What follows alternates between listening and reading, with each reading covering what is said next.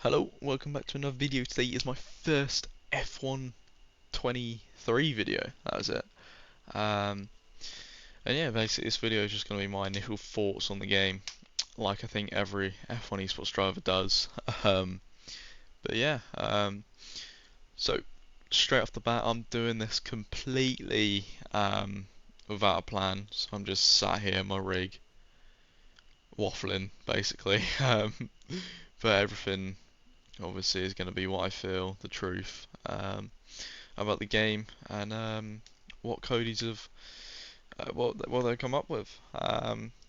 So yeah, initially, the actual feel of the game in the background. This is actually a preset setup. So take that with what you will. Obviously, it's going to be a bit more understeery than what we're going to be running in league racing, and when the game starts to progress. And this is my initial laps, so the driving isn't going to be too spectacular. But yeah, as you see, they're absolutely completely missing the corner. But anyway, enough about the driving, about the game.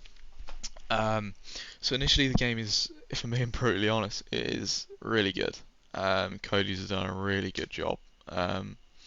From last game, where they've come from in one game is really encouraging to see. Just as you see it, just coming through this right-hander, the traction, you're straight on it.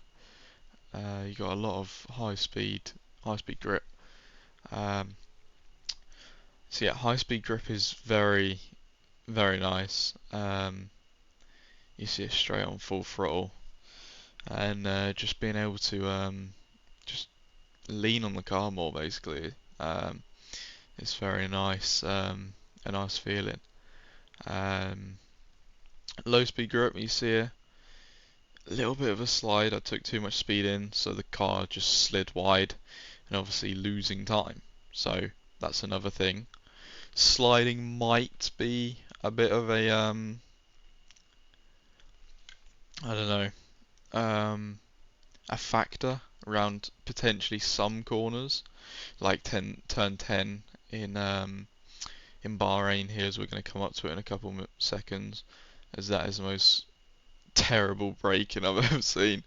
But you see here, do I slide? Nope, I missed the corner.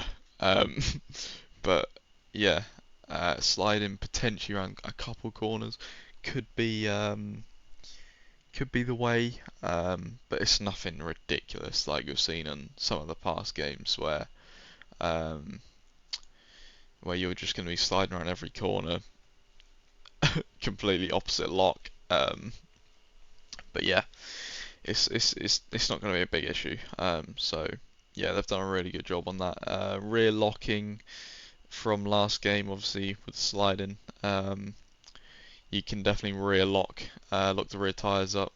So it's going to be just about finding that balance on whether you can run a really oversteery car and get away with it around hairpins and long corners, basically.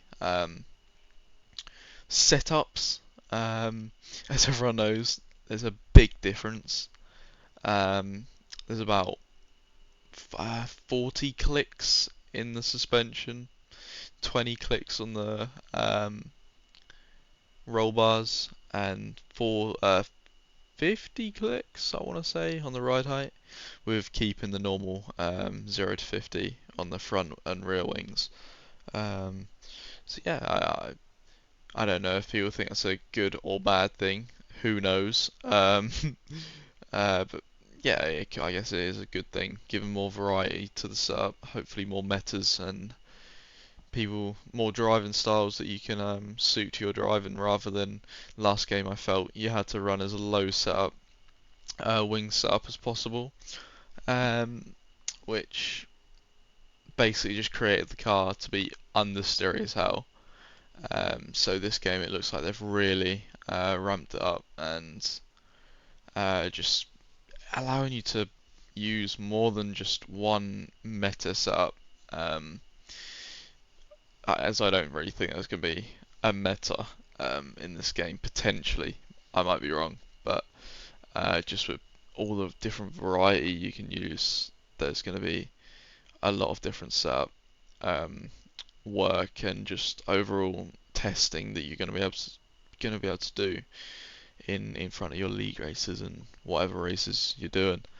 Um, but yeah, like there's not really much more to say. The game is a big improvement, like I said.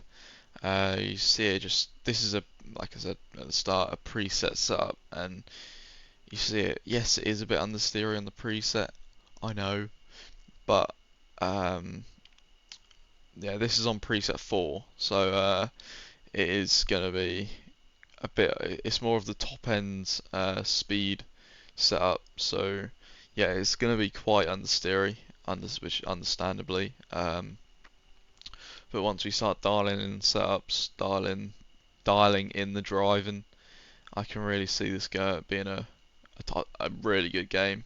Um, the main thing I want, the main difference I'd say, braking is quite similar to 2022, but I don't think there was really much wrong with the braking on 2022, so that isn't an issue as such. But I want you to, as we go into turn one here, I want you to look at just the throttle trace in the bottom, near the bottom right there, the green bar. Um, Look how aggressive we are on throttle. Trail braking into the corner nicely, and now already full throttle, off the full throttle again. And if anyone knows, yes, the F1 cars in real life have no traction control, but last game was way too hard on traction. This game is about right compared to real life, compared to the traction they use, like obviously in real life.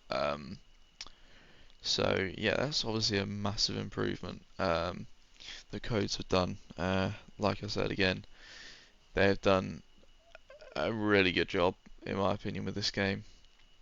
Um, and Before um, anyone says anything, the livery on the Merc I'm using here is not up to date. Um, so yeah, there's going to be different sponsors on it and everything. So yeah, this is not the up-to-date Merc. Obviously, as you can see with the steering wheel as well, it's still um, a, a preset car. Like the steering wheel and everything isn't in yet. So yeah, but basically there are my complete initial thoughts after I've drove about 10 laps. So yeah, definitely an improvement, a big improvement, and yeah, Coders have come out with a really nice feeling game. Um, so yeah, it should be a good season going into F1 esports, into League Race and PSGL WR. Really competitive, and hopefully we come up with some good results in the near future. But yeah, appreciate everyone watching. They are my initial thoughts. I will be coming out with another video um, soon. I don't know what it will be. But yeah, once again, appreciate everyone watching, and hopefully this game will provide good results, good fun, and yeah, just go overall good racing. So yeah, appreciate it. See you in the next one. Cheers.